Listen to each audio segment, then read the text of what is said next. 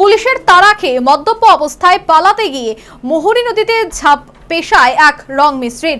অবশেষে প্রায় 36 ঘন্টা পর বুধবার মুহুরী নদী থেকে উদ্ধার অর্জুন দাসের মৃতদেহ। সংশ্লিষ্ট এলাকায় শোকের ছায়া, পুলিশের ভূমিকায় জনমনে ক্ষোভ। গত সোমবার রাতে পুলিশের তাড়া খেয়ে মদ্যপ অবস্থায় পালাতে গিয়ে মুহুরী নদীতে ঝাঁপিয়ে পড়ে বিলোনিয়া সুকান্ত কলোনি এলাকার পেশায় রং মিস্ত্রি অর্জুন দাস। এদিন গভীর রাত থেকে মুহুরী নদীতে তল্লাশি শুরু হয়।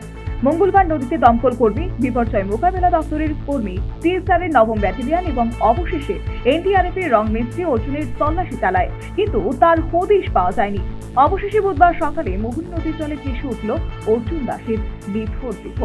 সাত সকালে খবর জানাজানি হতেই শত শত মানুষ এসে জড়ো হয় মুহুরী নদীর দুধারে এবং ব্রিজের উপর। ছুটে আসে পুলিশ, খবর দেওয়া হয় NDRF কে। তারপর NDRF মুহুরী নদী থেকে উদ্ধার করলো অর্জুন দাসের পচা গলা মৃতদেহ। সাথে সাথে বিলোনিয়া মহকুমা হাসপাতালে মর্গে নিয়ে যাওয়া হয় ময়নাতদন্তের জন্য। আর ততক্ষণে নদী এলাকা থেকে হাসপাতালে পরিবারের লোকজনদের আত্মকান্নায় ভরে ওঠে আকাশ পাতাল। আমি তো কালকে রাতে থেকে অপেক্ষা করি আইবো না, তো আইসে না।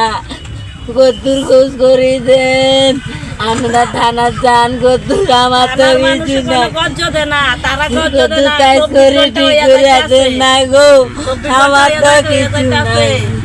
গরিব মানুষ এমন টাকা পয়সা জোর নাই, টাকা দিয়ে করবো। আমার কেউ নাই গো, কাজ করে ফুলা মাইয়া দুইজন, হে একজন কাজ করেন না, একজনে পাঁচজনের বাবা বুড়া, হে তো অন্য শুনছই না, চোখেও দেখে না। পুলিশের বিরুদ্ধে অভিযোগ কি? তারা দেখছে, তারা দেখে দৌড় দিছে, তারা তো কত দেখতো লোকটা কই, তারা দূরাইতে পারছে, তারা দেখতে পারছে না।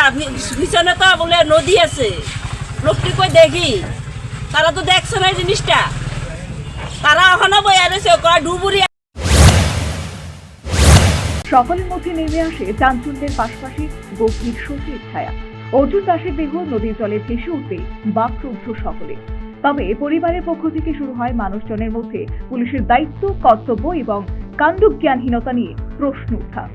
অর্জুন দাসের মৃত্যুর জন্য পুলিশকেই দায়ী করা হচ্ছে, কারণ পুলিশের ধাওয়া খেয়ে রং মিস্ত্রি অর্জুন দাস নদীতে ঝাঁপ দিয়েছে। সবার এক্ষেত্রে স্থান, কাল, পাত্র ভেদে আরেকটু সচেতন হলেই হয়তো এই দুঃখজনক ঘটনা নাও ঘটতে পারত।